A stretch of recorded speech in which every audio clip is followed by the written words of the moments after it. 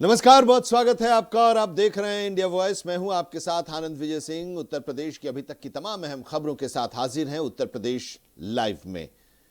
मुख्यमंत्री ब्रजेश पाठक ने प्रधानमंत्री नरेंद्र मोदी के मन की बात, गाजियाबाद मुठभेड़ और पश्चिम बंगाल में अभिषेक बनर्जी पर हुए हमले की घटना के बारे में अपनी प्रतिक्रिया दी। कानून व्यवस्था और सुशासन के मुद्दे पर उन्होंने कहा कि राज्य में पुलिस व्यवस्था और विकास कार्यों को मजबूत किया जा रहा है।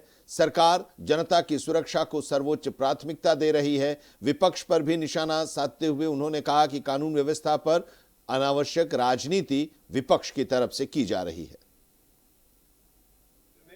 देश के आज आदरणीय प्रधानमंत्री नरेंद्र मोदी जी ने मन की बात के कार्यक्रम में पूर्व की भांति हिंदुस्तान के एक सिरे से लेकर दूसरे सिरे तक एक सूत्र में पिरो करके जो नवाचार हो रहे हैं, जो ऐसी बातें हैं जो देश के संज्ञान में अभी तक नहीं है। सबसे बड़ा लगा कि डॉल्फिन को किस ढंग से उत्तर प्रदेश के लोगों ने बचाया है और 100 मीटर दौड़ में भारत के नौजवानों ने जो महारत हासिल की है उसको देश के सामने आदरणीय प्रधानमंत्री जी ने मन की बात के कार्यक्रम में रखा। इससे युवाओं को प्रेरणा मिलेगी और पर्यावरण के प्रति जो सजगता आदरणीय मोदी जी के नेतृत्व में देश के लोग दिखा रहे हैं, प्रदेश के लोग दिखा रहे हैं। मैं आदरणीय प्रधानमंत्री नरेंद्र मोदी जी का पूरे देश के लिए प्रेरणादायी कहानियां बता करके युवाओं के अंदर, बुजुर्गों के अंदर जिस ढंग से उन्होंने ऊर्जा भरने का काम किया है, मैं आदरणीय प्रधानमंत्री जी का बहुत बहुत आभार प्रकट करता हूँ, अभिनंदन करता हूँ और पूरे प्रदेशवासियों को बहुत बहुत बधाइयां देता हूं कि हम सबको एक ऐसा नेतृत्व मिला है जो विश्व के सर्वाधिक लोकप्रिय नेता होने के साथ साथ भारत को हर क्षेत्र में तेजी के साथ आगे बढ़ाने में सक्षम। उत्तर प्रदेश में भारतीय जनता पार्टी के नेता भूपेंद्र चौधरी ने प्रधानमंत्री नरेंद्र मोदी के मन की बात कार्यक्रम में हिस्सा लिया। यूपी सरकार में मंत्री भूपेंद्र चौधरी ने इस दौरान कार्यक्रम को सुना और उपस्थित कार्यकर्ताओं के साथ संवाद भी किया। मन की बात कार्यक्रम में प्रधानमंत्री द्वारा देश के विभिन्न सामाजिक, सांस्कृतिक और विकास से जुड़े विषयों पर विचार भी उन्होंने साझा किया। माननीय प्रधानमंत्री जी ने अपने 134वें मन की बात के एपिसोड के माध्यम से देशवासियों को संबोधित किया है और कई विषयों पर अपने अनुभव के माध्यम से हम सबका मार्गदर्शन किया है। चाहे खेलों से जुड़े विषय हों, चाहे स्वच्छता से जुड़े विषय हों, चाहे आज जिस प्रकार के देश भर में गर्मी है, उस गर्मी से क्या क्या उपाय स्थानीय स्तर पर हो सकते हैं बचने के लिए, उसकी चर्चा उन्होंने की है। और पूरी जिस प्रकार की आज परिस्थिति है, उन परिस्थितियों के माध्यम से देश को आगाह किया है। आज माननीय प्रधानमंत्री जी ने अपने 134वें मन की बात के एपिसोड के माध्यम से देशवासियों को संबोधित किया है और कई विषयों पर अपने अनुभव के माध्यम से हम सबका मार्गदर्शन किया है। चाहे खेलों से जुड़े विषय हों, चाहे स्वच्छता से जुड़े विषय हों, चाहे आज जिस प्रकार के देश भर में गर्मी है, उस गर्मी से क्या क्या उपाय स्थानीय स्तर पर हो सकते हैं बचने के लिए, उसकी चर्चा उन्होंने की है। और पूरी जिस प्रकार की आज परिस्थिति है, उन परिस्थितियों के माध्यम से देश को आगाह किया है। आज कानपुर के बरईगढ़ क्षेत्र में रामगंगा नहर पर बना अंग्रेजों के जमाने का पुल अचानक ढह गया। पुल बीच से टूटकर नहर में गिर गया। हालांकि हादसे के समय वहां कोई मौजूद नहीं था और इससे बड़ा हादसा टल गया। ग्रामीणों का कहना है कि पुल लंबे समय से जर्जर हालत में था और इसके बावजूद आवागमन जारी था। उन्होंने नहर विभाग पर लापरवाही बरतने का आरोप लगाया है। बताया जा रहा है कि तेज पानी के बहाव से पुल की नींव कमजोर हो गई थी। इस घटना के बाद आवागमन निर्माणाधीन नए पुल से शुरू कराया गया है।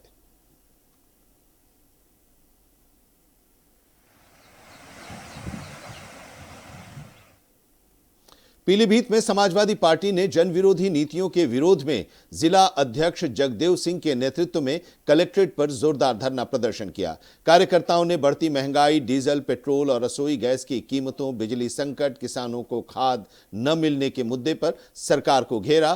प्रदर्शन के दौरान नीट परीक्षा लीक मामले को लेकर भी युवाओं के भविष्य पर चिंता जाहिर की गई। अधिवक्ताओं पर कथित लाठीचार्ज के विरोध में भी नाराजगी जताई गई। समाजवादी पार्टी के कार्यकर्ताओं ने कार को रस्सी से खींचकर अनोखा प्रदर्शन किया और राष्ट्रपति के नाम ज्ञापन भी सौंपा, जिसमें जन समस्याओं के समाधान की मांग की गई।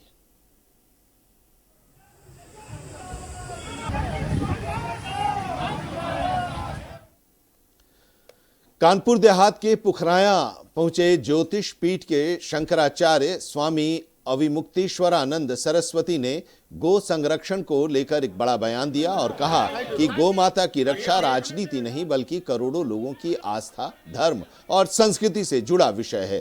शंकराचार्य ने केंद्र और राज्य सरकारों की नीतियों पर सवाल उठाते हुए कहा कि गाय को केवल एक पशु के रूप में नहीं देखा जाना चाहिए। उन्होंने कहा कि जो लोग गाय को माता मानते हैं उन्हें गौ रक्षा के लिए आगे आना चाहिए। साथ ही समाज से गौ संरक्षण को जन आंदोलन बनाने का आह्वान करते हुए कहा कि आने वाले समय में ये एक बड़ा जन मुद्दा बन सकता है।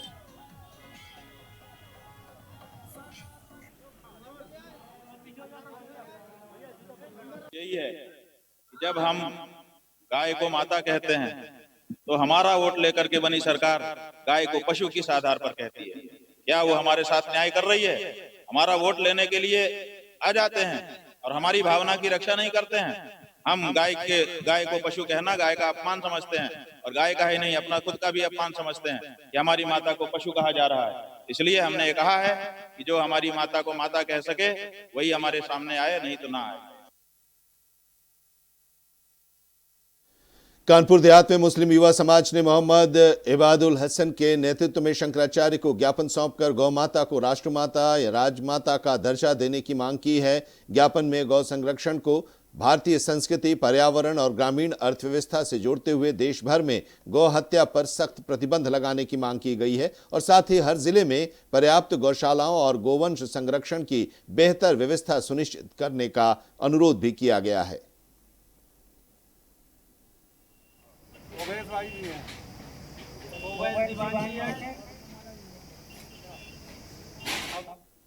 उन्नाव में बीजेपी के विधायक अनिल सिंह का एक वीडियो सोशल मीडिया पर वायरल हो रहा है। इस वीडियो में विधायक जुआ सट्टे की गतिविधियों का जिक्र करते हुए सट्टेबाजों और बुक संचालकों को चेतावनी देते नजर आ रहे हैं। उन्होंने कहा कि ऐसे लोगों पर एसटीएफ द्वारा कार्रवाई की जाएगी। विधायक ने स्थानीय पुलिस पर भरोसा न होने की बात भी कही और गैर जनपद की पुलिस पर विश्वास जताया। साथ ही ब्याज पर पैसा चलाने वालों के खिलाफ भी सख्त कार्रवाई की चेतावनी दी। वीडियो की पुष्टि इंडिया वॉइस नहीं करता है।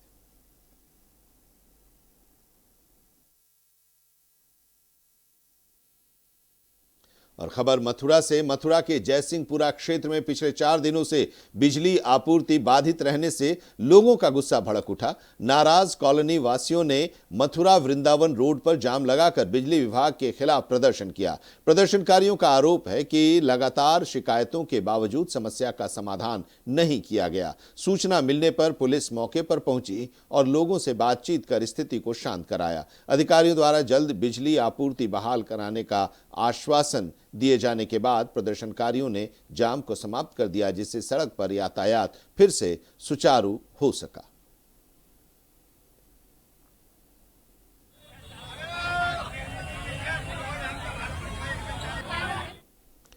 अयोध्या में स्वच्छता अभियान को गति देने के लिए महापौर गिरीश पति त्रिपाठी ने विशेष सफाई अभियान का नेतृत्व किया। इस दौरान उन्होंने शहर वासियों से अयोध्या को स्वच्छ और सुंदर बनाने के लिए सक्रिय भागीदारी की अपील की। महापौर ने कहा कि सभी के सहयोग से अयोध्या के स्वच्छता रैंकिंग में शीर्ष स्थान हासिल कर सकती है।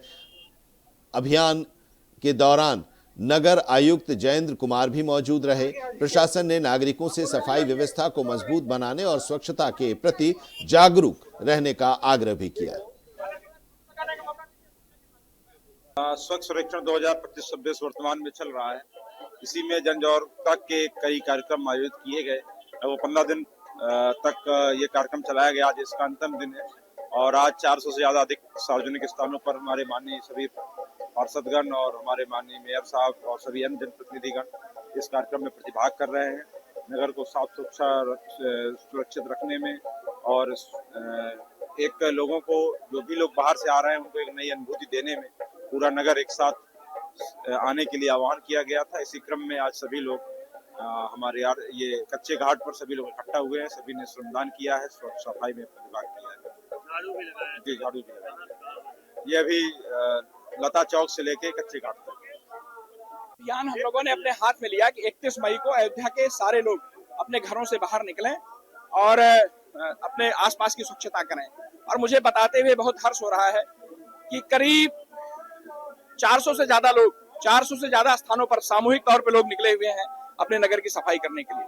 50,000 से ज्यादा रजिस्ट्रेशन मेरे पास हुए हैं, जिन लोगों ने स्वेच्छा से ऑनलाइन रजिस्ट्रेशन किया कि हम अयोध्या की स्वच्छता में अपना योगदान। वाराणसी विकास प्राधिकरण ने अतिक्रमण विरोधी अभियान के तहत दाल मंडी में बड़ी कार्रवाई करते हुए 14 अवैध मकानों को ध्वस्त कर दिया। अधिकारियों के मुताबिक अब तक 187 चिन्हित संरचनाओं में से 128 को हटाया जा चुका है। यह अभियान भारी पुलिस बल की तैनाती और ड्रोन निगरानी के बीच चलाया गया ताकि किसी भी प्रकार की अव्यवस्था को रोका जा सके।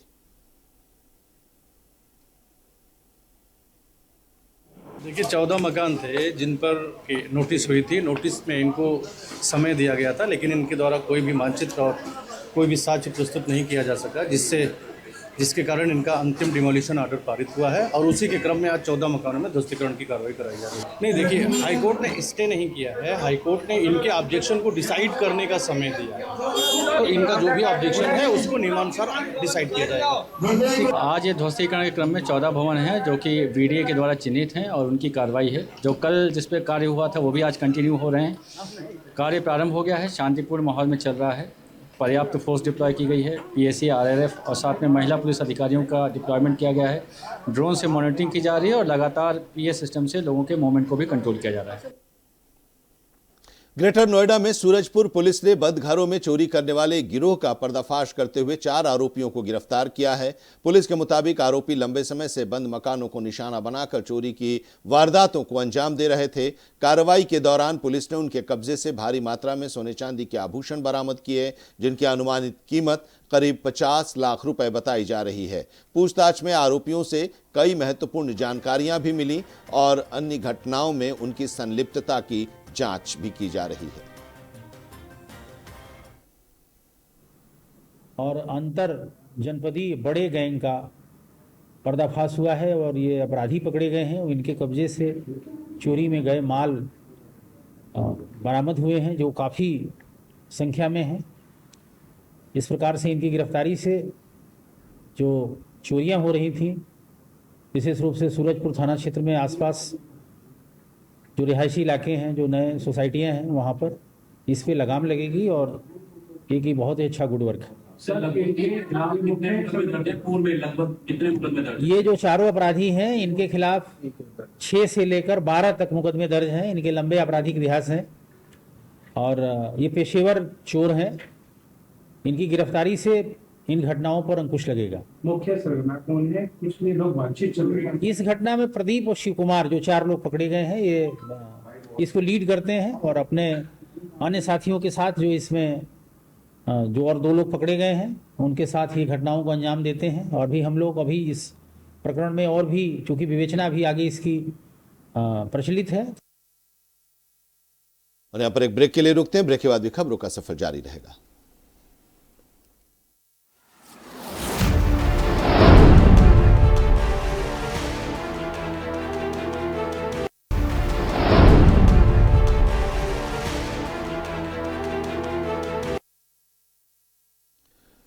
ब्रेक के बाद आपका एक बार फिर से स्वागत है। चंदौली में पुलिस ने नशा तस्करों के खिलाफ बड़ी कार्रवाई करते हुए 2 कारों से 48 किलो गांजा बरामद किया है। इस मामले में 3 तस्करों को गिरफ्तार भी किया गया है। बरामद गांजे की कीमत करीब 23,50,000 रुपए बताई जा रही है। सूत्रों के मुताबिक गांजे की एक खेप वाराणसी से बिहार ले जाई जा रही थी, जिसे कार की डिग्गी में छिपाकर ले जाया जा रहा था। सदर कोतवाली पुलिस टीम ने नवीन मंडी के सामने फ्लाईओवर के पास घेराबंदी कर वाहनों की तलाशी ली और इस दौरान बड़ी मात्रा में गांजा पुलिस ने बरामद किया।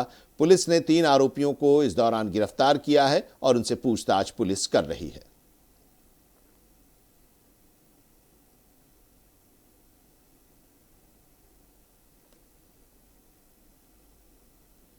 गाजियाबाद पुलिस ने सूर्या चौहान हत्याकांड के मुख्य आरोपी असद को मुठभेड़ में ढेर कर दिया है।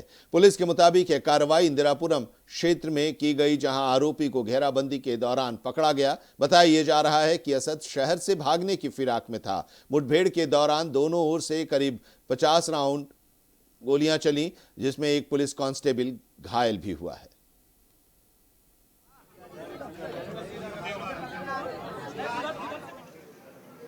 मुझे खून के बदला खून, जैसे मेरे बच्चे को मारा है उसी प्रकार मार के मेरे सामने लाया जाए। जैसे मेरा भाई गया वैसे वो असद भी जाना चाहिए, उसका इनकाउंटर करवा के हमारे सामने लेके आओ। मुझे देखना है मरा हुआ, तभी हमारे भाई की बॉडी यहाँ से जाएगी, वरना नहीं जाएगी। हत्यारा कोई भी हो वो बख्शा नहीं जाएगा। उत्तर प्रदेश के गाजियाबाद के थाना खोड़ा क्षेत्र में 17 साल के सूर्य प्रताप चौहान की निर्मम हत्या ने पूरे इलाके को झकझोर कर रख दिया था। एक होनहार किशोर की चाकू मारकर हत्या की खबर ने न केवल उसके परिवार को गहरे शोक में डुबो दिया, बल्कि समाज के हर संवेदनशील व्यक्ति को भी विचलित कर दिया। सूर्या की मां और बहन का दर्द उस समय पूरे देश ने महसूस किया, जब उन्होंने खुले तौर पर आरोपियों के खिलाफ कड़ी कार्रवाई और न्याय की मांग की। वहीं पुलिस ने फरार चल रहे आरोपी असद को पकड़ने के लिए टीमें तैयार की। थाना खोड़ा क्षेत्र के अंतर्गत 28 तारीख को एक दुखद घटना हुई थी, जिसमें असद नामक युवक के द्वारा सूर्या चौहान को चाकू मार दिया गया था और जिसमें इलाज के दौरान सूर्या चौहान का देहांत हो गया था। उनके परिजनों के द्वारा दी गई तहरीर के आधार पर थाना खोड़ा में सुसंगत धाराओं में मुकदमा पंजीकृत किया गया था और 5 अभियुक्तों को आरोपी बनाया गया था। इसमें 3 अभियुक्तों की गिरफ्तारी तत्काल पुलिस के द्वारा कर ली गई थी और शेष अभियुक्त शेष थे, जिसमें से मुख्य आरोपी असद फरार था और उसके ऊपर पुलिस टीम के द्वारा 50,000 रुपए पुरस्कार की घोषणा भी की गई थी। सूर्य प्रताप की मां और बहन लगातार कह रही थी कि उनके बेटे और भाई के हत्यारों को किसी भी कीमत पर बख्शा नहीं जाना चाहिए। इस हृदय विदारक घटना के बाद पुलिस ने आरोपियों की तलाश में लगातार अभियान चलाया। इसी क्रम में हत्या के मामले में फरार चल रहे मुख्य आरोपी असद को शनिवार देर रात पुलिस ने मुठभेड़ के दौरान मार गिराया। पुलिस के मुताबिक असद अपने परिजनों से मिलने जा रहा था और भागने की फिराक में था। पुलिस ने उसे गिरफ्तार करने की कोशिश की, लेकिन असद ने पुलिस पर ही फायरिंग कर दी। जवाबी कार्रवाई में असद घायल हुआ और इलाज के दौरान उसकी मौत हो गई। आज पुलिस टीम को यह सूचना प्राप्त हुई थी कि असद अपने कुछ साथियों से मिलने थाना खोड़ा क्षेत्र में आने वाला है और उनसे पैसे लेकर के वो भागने की फिराक में था। पुलिस टीम के द्वारा तत्काल कार्रवाई करते हुए इस पूरे क्षेत्र में कॉम्बिंग की जा रही थी। एसीपी इंदिरापुरम और थाना खोड़ा और थाना इंदिरापुरम की पूरी टीम इस क्षेत्र में मुस्तैद थी। बैरियर लगा के चेकिंग की जा रही थी। इसी दौरान असद अपने एक साथी के साथ बाइक से आता हुआ दिखाई देता है। पुलिस टीम के द्वारा उसे रोकने का प्रयास किया जाता है, चेतावनी दी जाती है, लेकिन वो पुलिस टीम पर फायरिंग करता है और जवाबी फायरिंग में पुलिस टीम के द्वारा भी आत्मरक्षा फायरिंग की जाती है, जिसमें असद को गोली लगती है। असद को इलाज के लिए तत्काल नजदीकी हॉस्पिटल में भर्ती कराया जाता है। इसमें एक्सचेंज ऑफ फायर में हमारा एक कांस्टेबल भी घायल होता है, जिसको अस्पताल में भर्ती कराया गया है। मौके का फायदा उठा करके जो असद का दूसरा साथी है वो भागने में कामयाब होता है। असद ने जिस पिस्टल से फायरिंग की थी उसको पुलिस द्वारा बरामद किया गया है और एक बाइक भी बरामद की गई है। संपूर्ण घटनाक्रम की विधिवत जांच करके अग्रिम विधिक कार्रवाई की जा रही है। दूसरी ओर सूर्या चौहान की मां ने असद के एनकाउंटर के साथ ही बाकी 5 आरोपियों के एनकाउंटर की भी मांग की है। एनकाउंटर मैंने मांगा था, खून के बदले हमने मांगा था, तो हमें एनकाउंटर मिला है और हमें 6 की और एनकाउंटर चाहिए और 6 के घरों पे बुलडोजर चलना चाहिए। अभी एनकाउंटर होना चाहिए, 6 का होना चाहिए। सूर्य चौहान की हत्या के तुरंत बाद पुलिस ने 3 आरोपियों को गिरफ्तार कर लिया था, जबकि मुख्य आरोपी असद फरार चल रहा था। उसकी गिरफ्तारी के लिए पुलिस की कई टीमें गठित की गई थी और उस पर 50,000 रुपए का इनाम भी घोषित किया गया था। असद के एनकाउंटर में एक सिपाही भी घायल हुआ है। फिलहाल घायल सिपाही का इलाज चल रहा है। बता दें कि उत्तर प्रदेश में मुख्यमंत्री योगी आदित्यनाथ के नेतृत्व में अपराधियों के खिलाफ अपनाई गई सख्त नीति का उल्लेख अक्सर कानून व्यवस्था के संदर्भ में किया जाता है। सरकार का दावा रहा है कि अपराध और अपराधियों के प्रति जीरो टॉलरेंस की नीति के तहत लगातार कार्रवाई की जा रही है। सूर्य प्रताप हत्याकांड में भी पुलिस की कार्रवाई को इसी नीति का हिस्सा माना जा रहा है। पुलिस की इस कार्रवाई को कई लोग सूर्य प्रताप और उसके परिवार को मिले न्याय के रूप में देख रहे हैं। उनका दर्द केवल एक परिवार का दर्द नहीं था, बल्कि उन तमाम परिवारों की पीड़ा का प्रतीक था जो अपराध की घटनाओं में अपनों को खो देते हैं।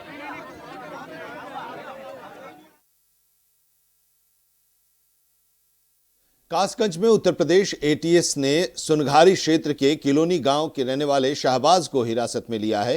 प्रारंभिक जानकारी के मुताबिक उस पर पाकिस्तान स्थित एक एजेंसी से जुड़े संदिग्ध सोशल मीडिया अकाउंट्स के साथ संदेशों के आदान प्रदान का संदेह है। एटीएस और अन्य सुरक्षा एजेंसियां पूछताछ कर रही हैं और उसके मोबाइल फोन और ऑनलाइन गतिविधियों की जांच भी की जा रही है। हालांकि अधिकारियों ने अभी तक किसी भी आरोप की आधिकारिक तौर पर पुष्टि नहीं की है। जांच एजेंसियां इस मामले की सभी पहलुओं को खंगाल रही हैं और यह पता लगाने की कोशिश कर रही हैं कि संदिग्ध संपर्कों का स्वरूप क्या था। फिलहाल शाहबाज से पूछताछ की जा रही है।